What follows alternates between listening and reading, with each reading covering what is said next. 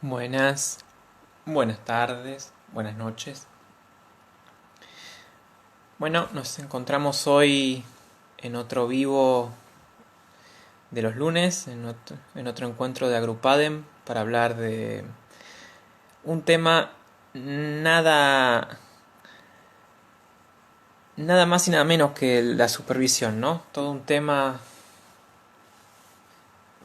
para el ejercicio clínico de la profesión. Hoy vamos a hablar primero con Alejandra Giacobone, después con Valeria Casal, dos profesionales que además habitualmente se dedican a supervisar a, a musicoterapeutas y a profesionales de otras disciplinas, y también para pensar un poco la supervisión en las diferentes poblaciones, ¿no? En los diferentes rangos etarios donde trabajamos y nos desempeñamos profesionalmente. Eh, Así que bueno, voy a invitar a Alejandra a sumarse. Se está sumando mientras se va sumando el resto de la gente.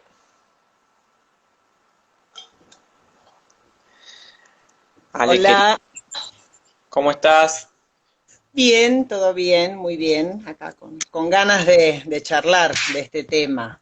Vamos a acomodar esto mejor, que no me dé ninguna luz. Ahí está.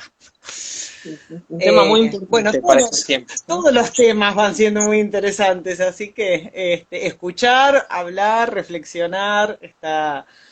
Sí, y eh, además que nos va llevando a una cosa nos va llevando a la otra, ¿no? Digamos, me parece que van apareciendo estos temas encadenados porque es importante ir pensándolos juntos, son parte de la misma situación que estamos viviendo en esta clínica a distancia que estamos llevando adelante, ¿no? sí, que además está teniendo en estos aspectos, ¿no? Los del intercambio, los de la reflexión, una frecuencia inusitada. Tendríamos tema todos los días, podríamos hacer un vivo diario, porque hay muchas cosas nuevas que estamos pensando que tienen que ver con muchas cosas viejas. Así que bueno, yo eh, voy a hablar un poquito del tema que nos toca hoy, que es la pregunta, las preguntas, si son nuevas, si son viejas, si están renovadas, si están resignificadas, que llevan a una supervisión. Sí. Y este título, supervisión, en pregunta, es también supervisión. Hay que supervisar. ¿Por qué hay que supervisar? ¿Quiénes supervisan? ¿Se supervisa o no se supervisa? Bueno, vamos a hablar un poquito de este tema para poder después situar o comentar algo de lo que en mi experiencia me está sucediendo hoy con las personas que consultan por una supervisión hoy. Lo primero que quiero decir es que bueno, yo hace muchos años que superviso equipos disciplinares, equipos interdisciplinarios, profesionales del ámbito público, profesionales del ámbito privado, mayormente musicoterapeutas, pero no exclusivamente. Claro. Eh, Ahora después voy a abrir un poquito este tema. Antes de meterme ahí, quería ubicar un poco que cuando decimos supervisión, a veces parece como que uno es un antiguo, ¿no? Que es un modelo hegemónico del supervisor que sabe más que los demás, al que se le supone más clínica, más conocimientos, más experiencia, y por eso supervisa, mira desde arriba. Esta idea, que ya ha ido deconstruyéndose, sobre todo, bueno, los psicoanalistas, que son los que han, digamos, instalado la supervisión fundamentalmente, son los que han ido deconstruyéndola también, en algunos casos. Eh, yo me he sentido ya hace rato más cómoda con la idea de supervisión como volver a avisar, más que con ver desde arriba, más que con mirar desde un Claro. saber, desde una experiencia, como supervisión, o sea, sobrevisión, volver a ver, volver a avisar. Durante mucho tiempo me sentía bastante cómoda con esta idea, porque sigo pensando que una cosa es el saber, otra cosa es el supuesto saber, y cuando uno busca un supervisor, uno le adjudica a ese otro algo que uno no tiene o no posee, o por lo menos le supone que va a poder ayudarlo, que lo va a poder ayudar a entender lo que está pasando, a aprender más, con lo cual esta idea de somos todos iguales me parece que es dudosa, porque siempre podemos ser todos más o menos parecidos, pero la realidad es que cuando uno busca un supervisor, uno le supone a ese otro un conocimiento, una experiencia, un saber. Eh, pero en este volver a avisar también se juega algo que para los musicoterapeutas no es menor y que es la visión y la mirada. Sí. La insistencia de la palabra visión y mirada para explicar muchas cosas y hasta la metáfora de la mirada, la metáfora de la visión para lo conceptual, que bueno, en los últimos años, a partir de las rupturas epistemológicas que hemos estado planteando, esto hace más ruido. Entonces, bueno, esto de volver a mirar, volver a ver, y no sé, nosotros más que ver, escuchamos, y más que mirar, escuchamos, pero bueno, lo comento porque no es que tenga una respuesta, sino que es algo que pienso cuando digo la palabra supervisión, y cuando sí. Me escucho diciendo, yo soy supervisora, yo superviso, me piden una supervisión.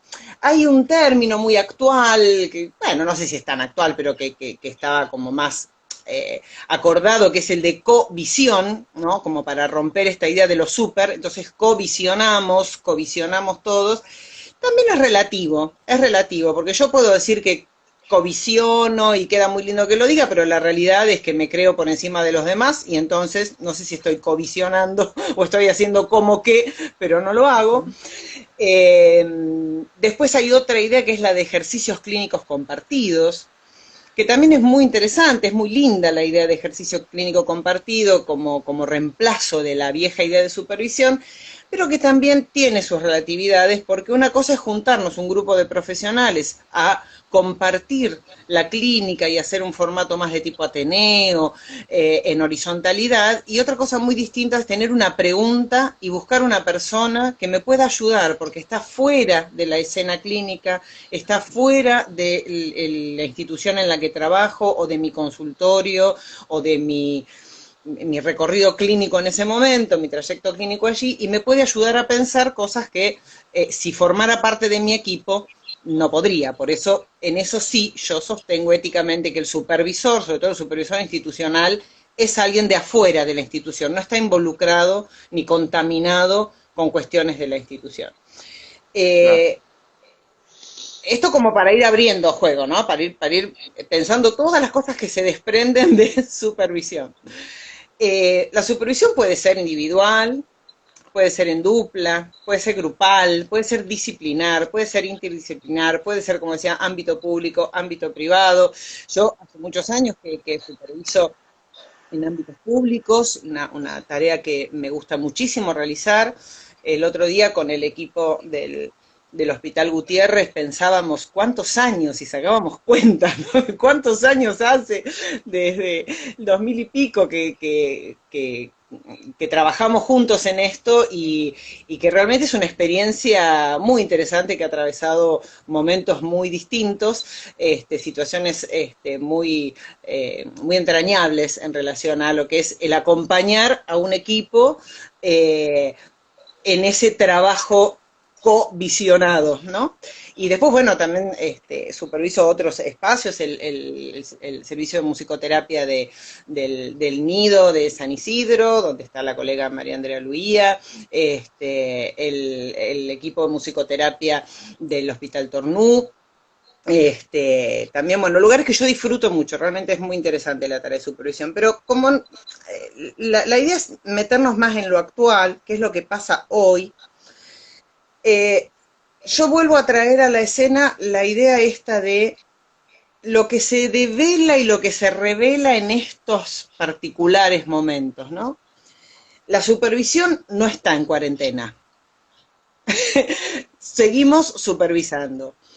Y la pregunta de supervisión sigue apareciendo, las supervisiones se siguen solicitando en todos los ámbitos y espacios, con sus particularidades por la situación epocal, que ahora me voy a meter ahí.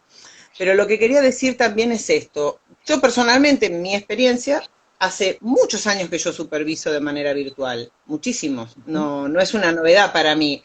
Sí fue una novedad hacer clínica a través de los dispositivos y las herramientas de las nuevas tecnologías, pero eso es es una novedad que estoy atravesando, transitando, aprendiendo en este momento. Sin embargo, la supervisión no. Hace muchos años que la opción desde que empezamos a usar Skype, yo empecé a ofrecer esa posibilidad y también después cuando empezamos a usar con facilidad y frecuencia la videollamada de WhatsApp, por muchísimas razones. Porque hay personas que están lejos, qué sé yo, si hay alguien en Italia que quiere supervisar, y bueno, no va a haber otra manera que no sea esta. Y también porque hay otros lugares del país donde se puede necesitar una supervisión, no es necesario viajar para supervisar, y porque realmente la tecnología permite el encuentro, la conversación, la charla, el envío de los audios, la escucha de esos audios que en confianza envía la persona que pide la supervisión y demás. Entonces, esto no me es una novedad del dispositivo, sí de pronto hay cuestiones puntuales que aparecen. Entonces, ¿cuál es la pregunta, la principal o las preguntas más escuchadas en este último tiempo de supervisión? No sé qué hacer. Esto, que en realidad es la pregunta que a todos nos lleva a supervisar, porque siempre cuando uno supervisa porque tiene una pregunta, y generalmente la pregunta tiene que ver con no sé qué hacer. No sé, para que esto no va ni para atrás ni para adelante. No va ni para atrás ni para No va para atrás ni para adelante. adelante en el consultorio, ni acá, ni en el Zoom. Exactamente. Bueno, este es el punto.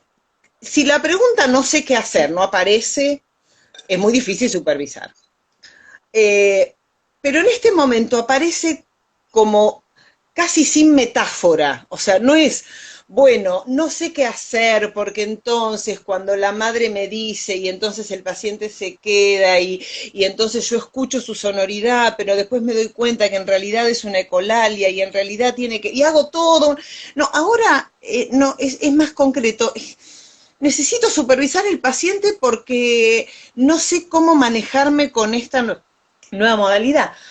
Eh, Necesito supervisar porque yo lo ofrezco, pero no estoy muy cómodo, no sé muy bien cómo. Sé que lo tengo que hacer, pero no sé muy bien cómo. Los padres no quieren, el niño no quiere, y todo tiene que ver con él, no sé qué hacer, no sé qué responderle, no sé qué decirle, ¿no?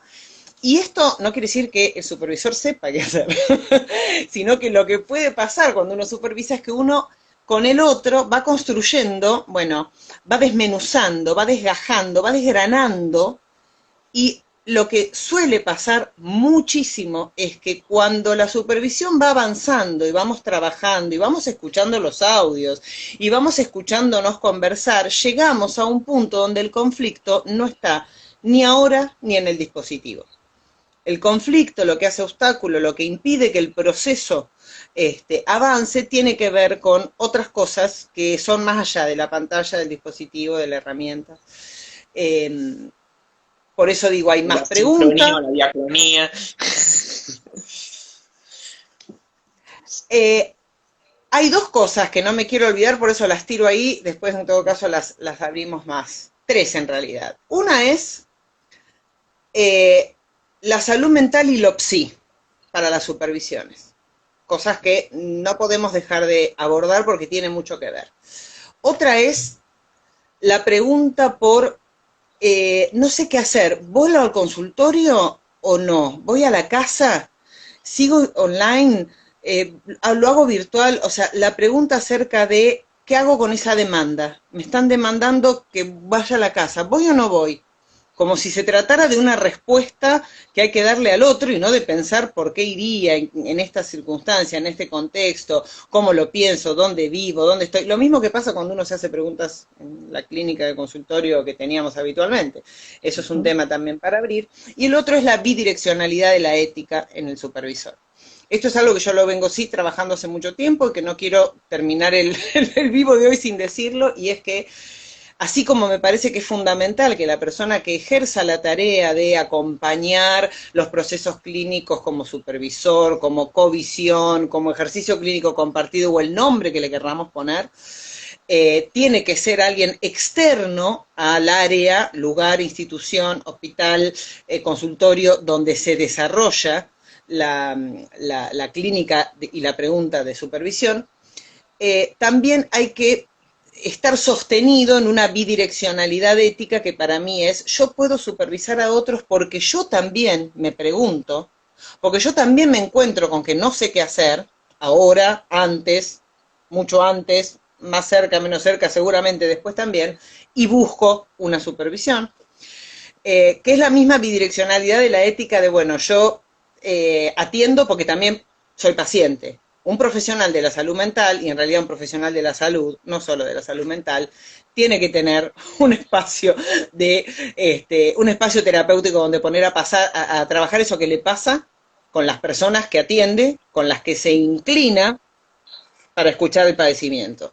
Escuchar el padecimiento del otro, sea cual sea el padecimiento del otro y sea cual sea la especificidad de uno, tiene un efecto en la vida de uno, y la mejor manera de formarse y de ayudar es ser consciente de que uno necesita poner a trabajar eso que nos pasa en el estar dedicados a inclinarnos ante el padecimiento del otro para poder ayudar. Por eso uno atiende, porque es atendido también. Y la tercer pata de la bidireccionalidad de la ética es la formación, porque la supervisión tiene mucho de formación. Cuando uno escucha como supervisor y va ayudando y va acompañando, es inevitable, al menos para la manera en la que yo lo he vivenciado como supervisando y como supervisora, siempre se arma una trama con la formación, con los recursos conceptuales, con las ideas. Entonces es habitual que uno, cuando está supervisando, le resuenen cosas y diga, mira, lee tal cosa que te puede ayudar, o a mí también, no, mira, para esto te puede ayudar leer tal artículo. O sea que hay una formación, una actualización profesional que el supervisando tiene que recibir del supervisor, para lo cual hay una ética del supervisor, que es estar actualizado. Una persona que supervisa a otras no puede permitirse no estar actualizado. Con esto no estoy diciendo tiene que saber todo, pero tiene que estar actualizado. Es Tiene que también saber una de qué se tarea está. docente, ¿no? Es una tarea Exactamente. docente. Digamos. La supervisión tiene esa cosa, es entre docente y una escucha clínica. No es terapéutica, la supervisión, digamos, puede tener efectos terapéuticos porque uno se siente mejor después de supervisar habitualmente, pero no, también se siente mejor después de hacer ciertas cosas que no son clínicas. Pero cuando uno lleva el caso a supervisar, lo que lleva es lo que a uno le pasa con la situación clínica, no la situación clínica. Yo cuando estoy supervisando a alguien, no estoy supervisando al paciente, estoy supervisando lo que le pasa a esa persona con ese paciente, esa familia, ese contexto. Esto también es una marca determinada. Hay por ahí otras profesiones u otras, a veces más profesiones del campo de la rehabilitación, que atraviesan la supervisión más desde el lugar del paciente. Entonces, lo que el supervisor hace es ver al mismo paciente que la persona que le consulta y decirle qué es lo que se le está escapando, por ejemplo. Para Sí, nosotros no, hay un nosotros. correlato también con esa posición clínica de el dar recetas o actividades o herramientas y una supervisión que le da esas cosas al terapeuta para que después las use con ese paciente, y esta Exacto. otra idea de el trabajarse uno, trabajar su posición de escucha para poder después ir a escuchar esa situación y los ruidos que le generan a uno, ¿no? Me parece que son dos líneas diferentes que tienen un correlato entre entre con quién superviso, cómo superviso y cómo hago clínica.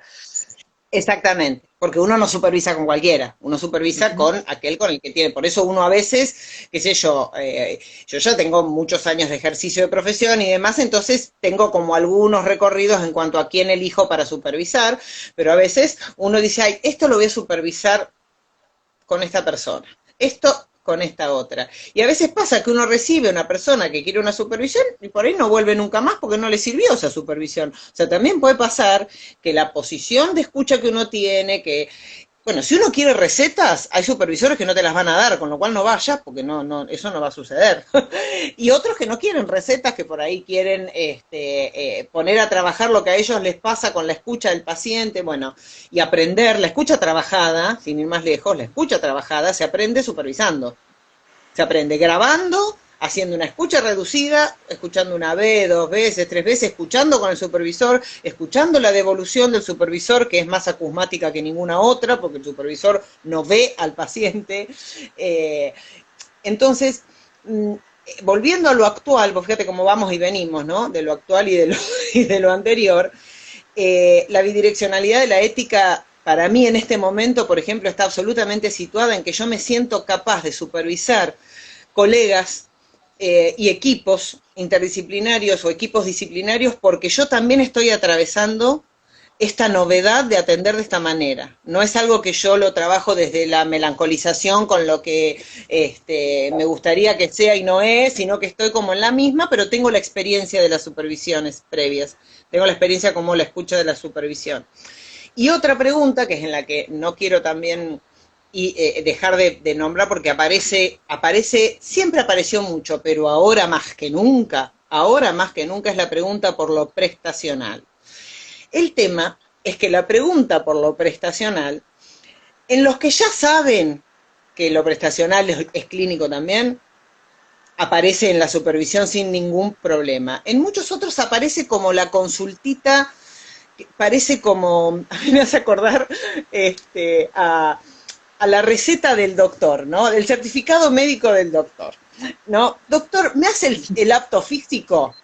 Y el doctor que dice, bueno, venga al consultorio. No, pero no me va a cobrar por hacerme el apto físico. Como si que el tipo ponga, certifico que fulano es de apto físico y ponga un sellito, no le costó 8 años de carrera. Claro. O sea, ese sellito, ¿no? Esa subestimación o el amigo abogado, che, ¿me podés decir cómo hago? ¿Me haces la cartita documento? Y vos decís, no, a ver, no. Eso es parte del trabajo del otro. Bueno, el asesoramiento prestacional es parte del trabajo, y no lo digo en situación de venta, de orientación prestacional, sino que lo prestacional atraviesa la clínica, el modo en el que yo cobro, lo que yo entiendo, el esfuerzo que hago por comprender lo prestacional, en situaciones de alto conflicto como son las actuales, de esto ya hemos hablado, de lo prestacional, no está por fuera de lo clínico. Hay muchas personas que creen que la pregunta es una duda prestacional y en realidad es una duda clínica, a la que aparece la resistencia a supervisar. No, no, esto no es clínico, esto es administrativo. Parecería que no siempre, ahí aparece, ¿no? Esto sí. De por qué prefiero pensar que el problemita es administrativo y se está jugando otra cosa. Si el problema fuera administrativo solamente sería bastante sencillo de resolver. Digamos, una cuestión administrativa tiene pasos medianamente a seguir, digamos. Uno sabe, tengo que ir a buscar cómo se debería hacer esto y decir esto se hace así, y no es asá, es así. Entonces, si nos está costando ir a hacer eso, también algo está pasando. Tal vez no solamente con la clínica de un paciente, sino con la clínica de varios. Exactamente. Por eso digo, sin descontar ni descartar el contexto particular, el abuso de las obras sociales y las prepagas, o sea, la situación de hostigamiento en la que estamos, que ya se ha trabajado, se ha hablado y demás, pero hay algo en lo transferencial con las familias que si no está construido, si no está trabajado, si la confianza no está instalado, si realmente uno no tiene un lugar allí en el tratamiento y el paciente a su vez no tiene un lugar en uno, es muy difícil de, digamos, deslindar qué es lo administrativo y qué es lo clínico, y es muy fácil pensar que eso en lo que no quiero pensar, que es clínico, es un problemita administrativo, ¿no? Esto hay que, porque ahí aparece la resistencia a supervisar. Entonces no superviso porque el problema no es clínico, el problema es... Y ahí hay otra cuestión también resistencial que después la colega Casal va a tomar y va a avanzar sobre esos temas, que es la resistencia que no es de ahora, que es vieja, a la supervisión a cargo de un profesional de la salud mental que no es psi. Hay un reduccionismo de que la salud mental sería lo psi. De hecho, está lleno de grupos que se llaman lo psi, ámbito psi, grupo psi, los profesionales psi, cosas para psi, como si el que la profesión de uno empiece con PSI garantiza que uno es un profesional de la salud mental, cuando tenemos una ley de salud mental que dice todo lo contrario, pero esto insiste.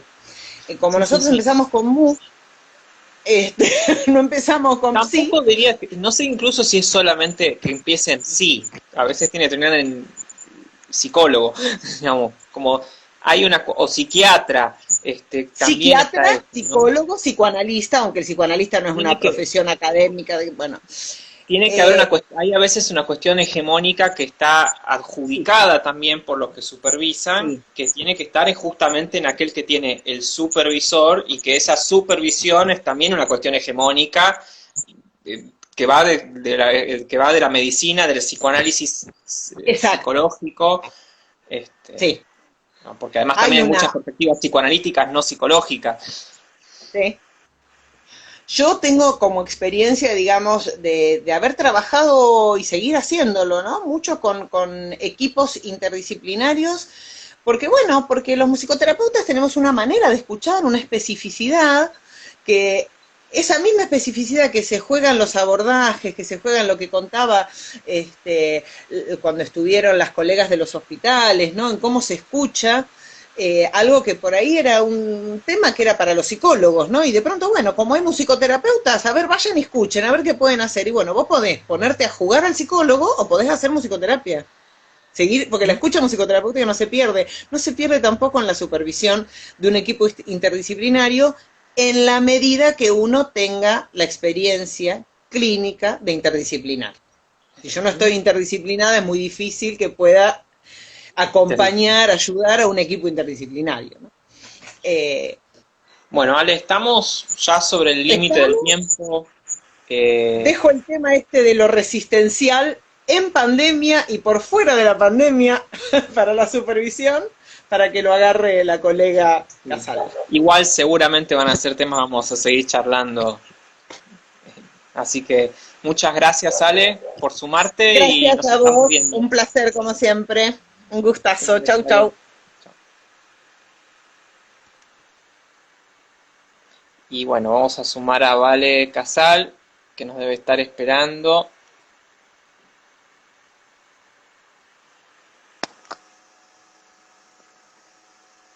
Para seguir compartiendo con nosotros esta temática.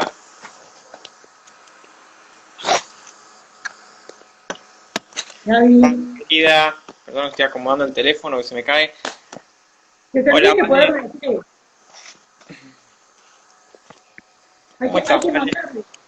Hay que mandarle algo, de a 3, de a 4, no puede ser esto. Porque, no sé, es un tema para compartir este con. ¿Qué hacemos? Oh, se emborrachó mi celular. Ahí está. ¿A qué estás jugando? Se me cae el celu.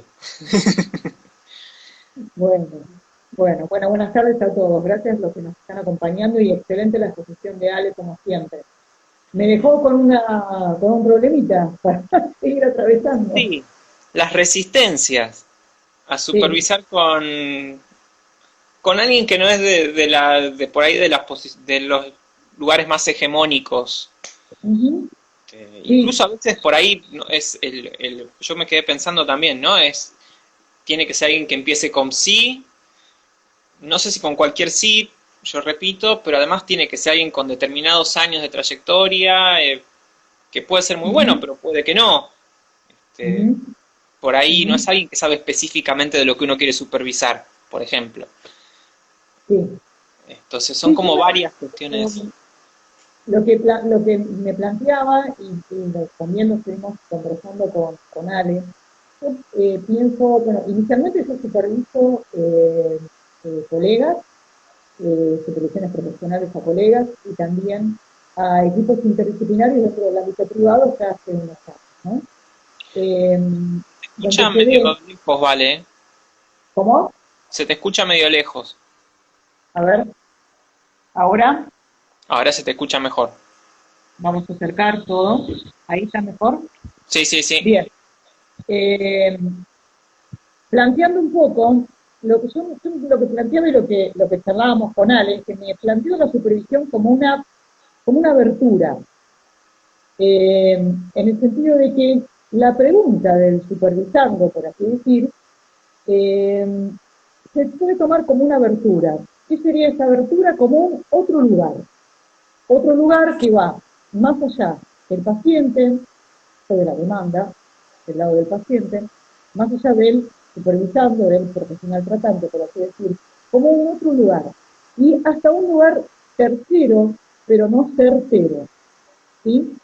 Y existe una resistencia a supervisar, tanto sea de un colega, tanto sea de un equipo, para con quien sea, es porque de alguna forma lo que está transcurriendo en una clínica, en la clínica, es algo que podría estar relacionado con la certidumbre, ¿sí? Y cuando surge la pregunta que te lleva a supervisar, hay algo que es incierto. Por ejemplo, voy a esto. Un profesional, sea de la profesión que provenga, que no se anime a lo que tiene que ver con la pregunta que lo lleve a supervisar, y quizás ejerza la todología, que es una palabra que suele utilizar de una manera quizás sarcástica, pero la todología tiene que ver con un todo de saber. Entonces, que ahí podría llegar a ubicarse lo cierto, lo certero, ¿sí? De la misma manera, ¿se escucha, Gaby? Se escucha, igual se te escucha como con un eco medio raro. Ahora, Ahora más cerca mejor, sí. A bueno, ver. sí, no hay nada prendido acá, está todo apagado. Vamos a pensar lo siguiente también. Dentro de, si usamos la abertura o esta idea de la abertura, es lo que puede dar también lugar a una interconsulta, lo que puede dar lugar a la interdisciplina, ¿sí? Si nos alejamos también de lo que tiene que ver con la todología.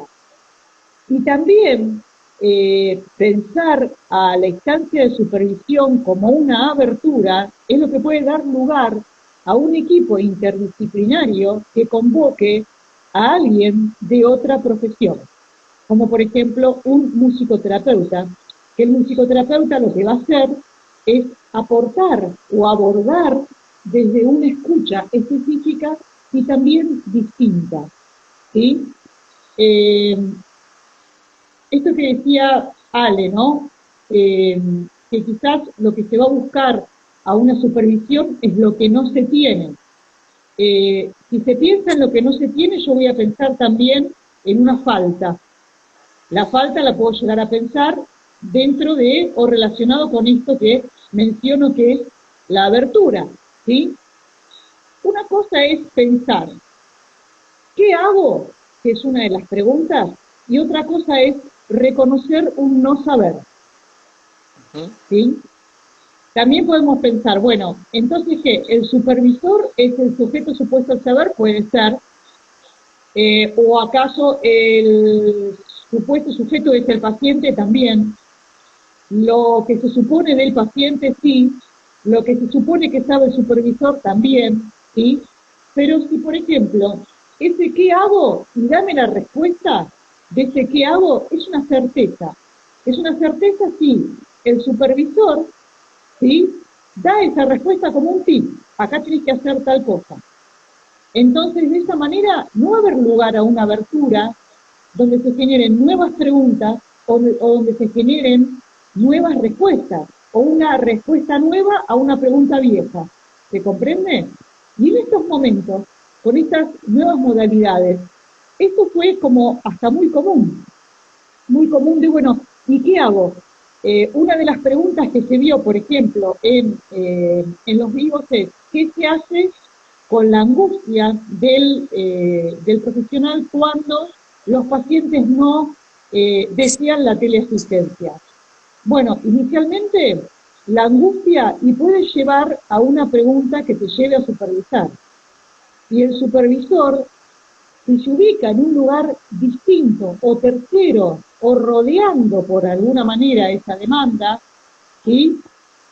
No va a colmar el qué hacer, sino en todo caso va a rodear esa pregunta para hallar una respuesta a eso que inclusive puede llegar a ser viejo. ¿Se comprende? No sé si más o menos voy con la idea. Sí, O sea, el supervisor no calma, el supervisor no va a aliviar ese qué hago. El supervisor, en lugar es crear nuevas preguntas y crear nuevas respuestas, inclusive que las cree supervisando, ¿sí? Se comprende, hallar juntos esto, hallar juntos. A preguntas que inclusive se reeditan en estos tiempos. Porque los tips que puede llegar a dar un supervisor o los tips, por ejemplo, que los mismos profesionales de la salud, los psicoterapeutas, como hemos visto mucho en redes, intentan esto, calmar una falta, calmar algo del orden de la abertura, que de por sí es incalmable, ¿eh? Porque se van a requerir millones de muchos tips. Sí, ¿Entiendes? yo pensaba en lo que planteó Alejandra, que ella empieza planteando esta idea de que lo que lleva a supervisar es que no sé qué hacer. Y Sí. lo primero que uno piensa es que uno nunca sabe qué hacer. Y por ahí lo que uno tiene que buscar es, calmamos esta angustia. Sí, está bien no saber qué hacer. El tema es preguntarnos más sobre por qué no sabemos qué hacer o qué en todo caso haríamos y por qué, ¿no? Pero saber qué hacer en una clínica es algo casi común en todos. No llega Sí, un y yo me paciente y uno mira al siento. paciente y dice, wow, ya sé qué hacer. Claro, pero el tema de hacer implica, yendo a esto que decía Ale, que tiene que ver con la clínica y la etimología de la palabra clínica, que tiene que ver con cliné, que tiene que ver con esto de inclinarse, ¿no? En la guarda, quien hace guarda en la cama, ¿no? Que de alguna manera se pone en una posición hasta de alteridad del psicoterapeuta sobre o del terapeuta sobre el paciente, y pensamos en el hacer, por ejemplo, como un movimiento, ¿sí?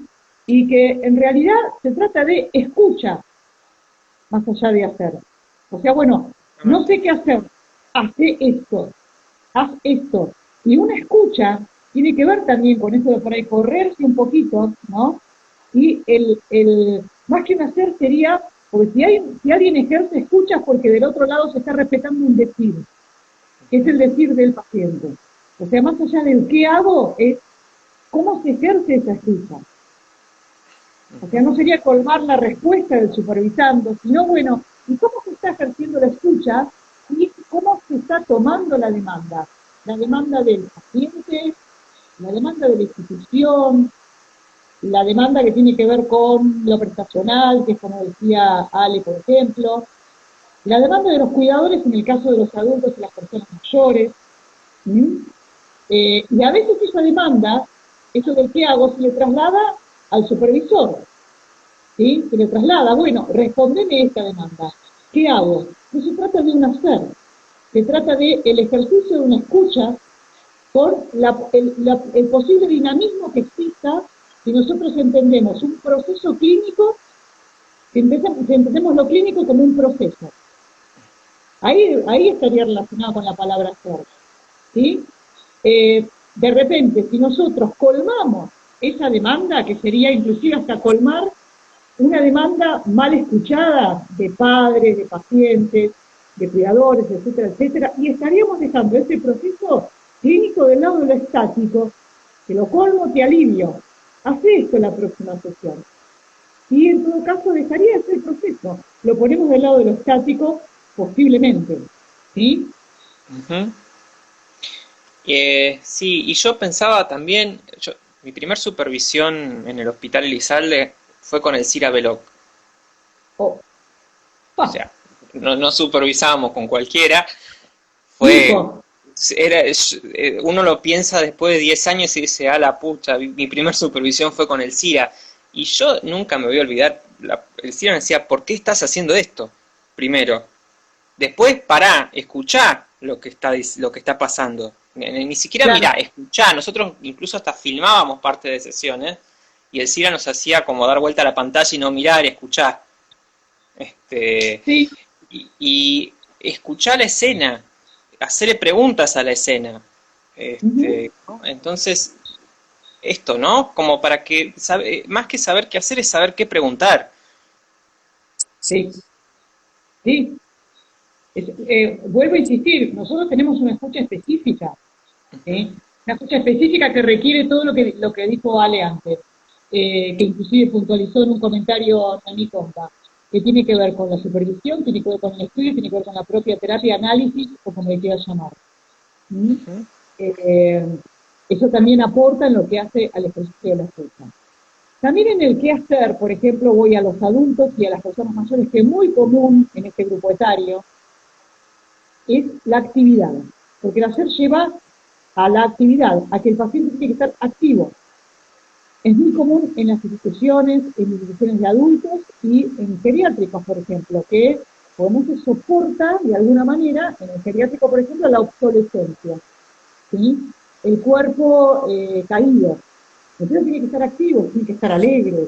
Y quizás el musicoterapeuta a veces es convocado a festejar los cumpleaños, lo cual puede estar muy bien, pero el musicoterapeuta también tiene que ejercer ahí una escucha específica, ¿sí? Y la actividad lleva a eso de el estar activo, pero a veces se requiere también lo contrario, y eso lo hemos hablado en algunos videos, ¿no? Donde se requiere a veces lo contrario para el adulto y la persona mayor, que es inclusive la deprivación sensorial. Hay cuadros que son bastante complejos. Y a veces, y que también, digamos, el silencio también está relacionado con la musicalidad. ¿Mm? Y esto de la actividad también, de alguna manera, puede llegar a ser alienante, porque elimina los objetivos. Aliena los objetivos, la actividad, si vos no entendés, no se comprende un proceso clínico, teniendo en cuenta la historicidad o el proceso identitario sonoro-musical de un paciente. ¿Sí? Sí, sí, sí. Y esto está en todos los rangos etarios, ¿no? Porque uno piensa, primero la demanda familiar, en el caso de los niños, lo que digo siempre, de la tarea, surge la idea de la tarea, del que toque bien la guitarra, entonces decirle al niño que está frente al musicoterapeuta cómo él se tiene que sentar para tocar cuando uno no le está pidiendo eso, y esta cuestión del hacer, ¿no? Del mostrarse haciendo y no dar el lugar al no hacer, al silenciar, al ver qué pide la escena, en qué lugar está jugada la autonomía del paciente en estas situaciones, ¿no? ¿En qué lugar queda? Incluso en una supervisión, ¿en qué Exacto, lugar queda la autonomía del paciente? exacto. Que también diferenciarse porque es muy común, y eso se escucha mucho con cuidadores por ahí. Bueno, a la hora de la clase no, es sesión, ¿no? Y a veces la actividad está muy relacionada con eso. La actividad está muy relacionada con lo que tiene que ver con la clase. ¿La clase de qué? No, es una sesión, es un proceso terapéutico. Y en relación, porque, por ejemplo, en algunos pacientes con cronicidad compleja, avanzada, la atención a través de videollamadas o de teleasistencia se complica. Eso es cierto, eso es real, como también debe ocurrir en niños o en adolescentes. Entonces, ¿qué se hace? Se deja de atender. A veces posiblemente no se pueda atender, pero también nosotros ejercemos una escucha integral, que con el paciente hay una familia, hay cuidadores, hay un entorno que también debe ser o requiere ser alojado en cualquier proceso clínico como en este. La escucha es integral. Nosotros también nos ocupamos de orientar a familia y a cuidadores, y sobre todo en estos tiempos, en lo que es la clínica de cronicidad compleja. En estos tiempos de asco está aún más complicada, ¿sí? Porque los pacientes están aislados y con escasa intervención domiciliaria, que también aparte es lo que debe ocurrir, porque como hemos hablado también en otros vivos, el profesional se acerca al domicilio cuando hay una situación de emergencia. Claro. Que también es una decisión, como hemos hablado en otros vivos, eminentemente profesional, en coincidencia con el interés superior del paciente, familia, entorno. Pero también se orienta, también se puede trabajar con los cuidadores sobre el hecho de qué hacer cuando no puede acceder, como por ejemplo un paciente con una demencia avanzada, que se le complejiza la mirada, o se le complejiza, ya de por sí hay como otra dimensión de la mirada en lo que tiene que ver con las videollamadas, ¿no? Pero se le complejiza todo lo que tiene que ver con la videollamada en sí misma, y tampoco es posible a través de otros medios, como lo hemos explicado también que se realiza a través de llamadas telefónicas o a través de, bueno, de otros medios que no solamente son la videollamada de WhatsApp. también está la orientación, seguimiento del tratamiento, ¿sí? Porque es imprescindible, como palabras de Ale, lo presencial es imprescindible, ¿sí? Lo presencial es irreemplazable, como dice Alejandra. En estos momentos la continuidad de los tratamientos es imprescindible e impostergable. Si no se puede a través de una videollamada con el paciente en sí mismo, pues está la orientación y seguimiento del tratamiento con los cuidadores y familia, ¿sí? Claro. Nosotros tenemos que entender de que lo que estamos haciendo hoy por hoy tiene que ver con este contexto histórico que además, tomando lo que dice Susana Cirusi, es la lotería natural. Nos tocó, no es discutible, no hay otra chance. Es lo que nos toca vivir. Ahora, en ese contexto no solamente hay un virus, no solamente está ese riesgo, sino que hay otras cuestiones. ¿Cómo vamos a cuidar esas cuestiones? ¿Cómo cuidar la salud mental de las personas? Sí. Y en ese sentido, ¿cuál es el lugar también de la supervisión en esto, ¿no? No solo en la supervisión de musicoterapia, en la supervisión de los equipos, cómo pensamos en acompañar los Sí. tratamientos a la distancia y poder escuchar muchas cosas que están pasando que tienen que ver con este contexto también, y otras que, como bien dijo Alejandra, no es que son de ahora, sino que ahora salieron a la superficie, flotaron como un geyser, salieron con Sí. fuerza y hay que tomarlas, claramente, ¿no? Sí. Sí, en relación a esto de las resistencias, por ejemplo, en equipos interdisciplinarios, si se convoca a un musicoterapeuta para la supervisión de un equipo interdisciplinario, porque supuestamente le reconoce de alguna manera una trayectoria en relación, bueno, a diferentes, en el tratamiento de diferentes condiciones de salud de enfermedad. Le está reconociendo una trayectoria. Ya de por sí eso del armado de tips para, por ejemplo, para los tratamientos en sí mismos, es de modelo. Es antiquísimo. Es algo ya realmente, vamos a decir, de modelo. Como también es de modelo y antiquísimo, ¿no? La hegemonía, sí.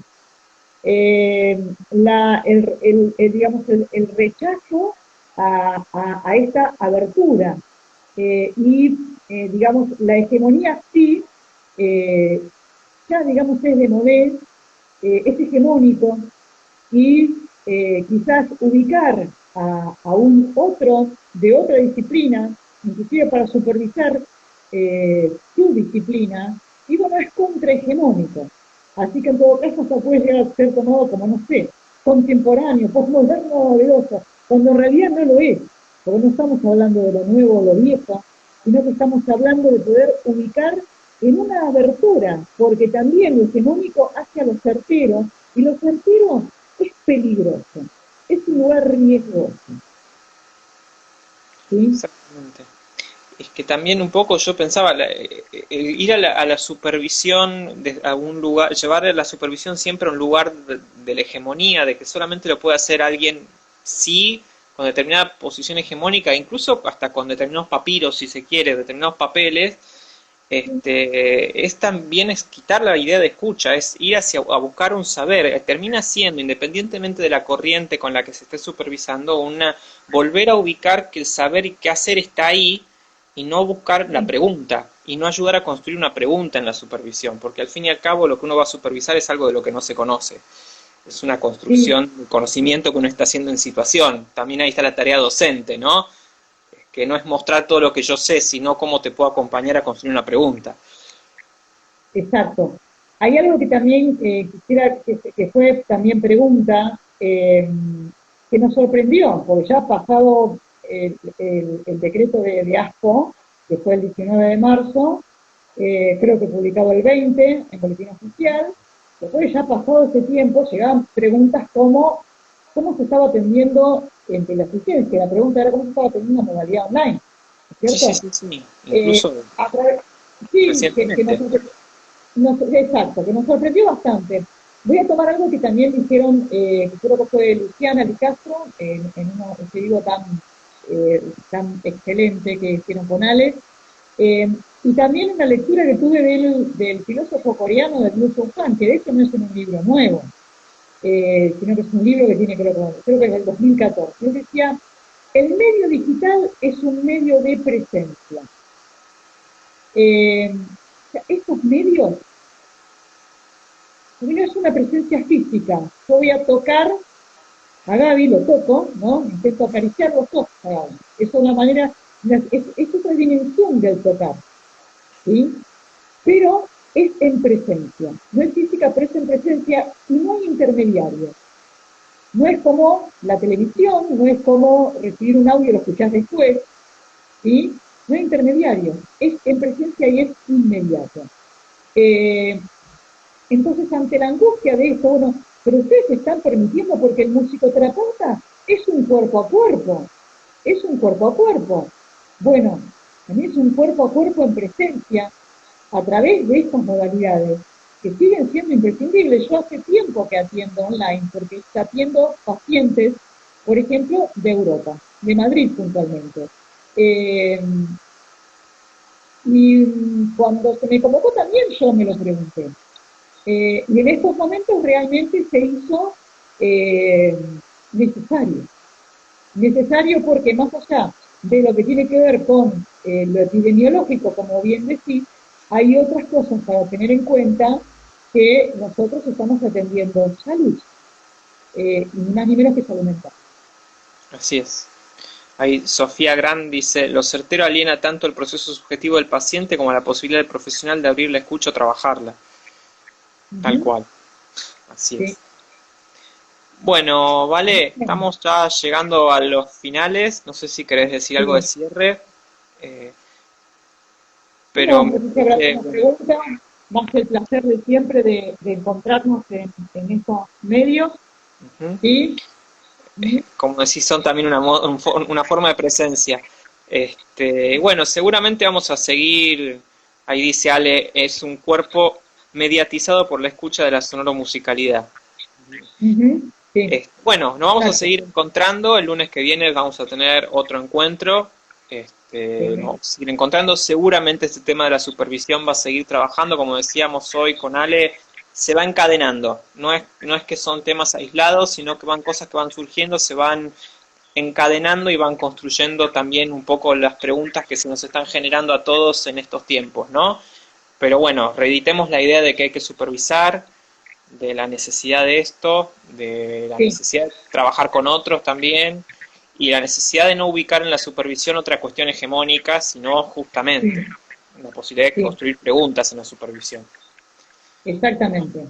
Bueno, me parece importante antes de cerrar, Gaby, de mencionar que bueno, que la agrupación de ética profesional en musicoterapia está, si bien hemos salido en varios vivos, pero todo esto está trabajado con quienes conformamos la agrupación en su comisión directiva, que somos Alejandra Giacobone, Gabriel Solar, Tsunami Bomba, Graciela Bassi, Vanessa Paolone, Araceli Matus, ¿sí?